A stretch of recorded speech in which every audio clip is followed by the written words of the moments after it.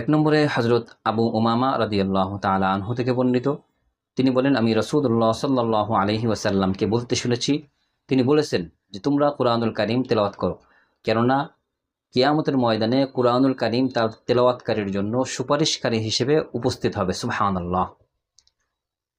২ নম্বরে হযরত নওয়াস বিন সামআন রাদিয়াল্লাহু তাআলা আনহু থেকে বর্ণিত, তিনি বলেন, আমি রাসূলুল্লাহ সাল্লাল্লাহু আলাইহি ওয়াসাল্লামকে বলতে শুনেছি, রাসূলুল্লাহ সাল্লাল্লাহু আলাইহি ওয়াসাল্লাম বলেছেন, কিয়ামতের ময়দানে কুরআনুল কারীম এবং তার ধারককে উপস্থিত করা হবে, অর্থাৎ যারা দুনিয়াতে কুরআন অনুযায়ী আমল করত তাদেরকে উপস্থিত করা হবে এবং তাদের সামনে সূরা বাকারা এবং সূরা আলে ইমরান থাকবে।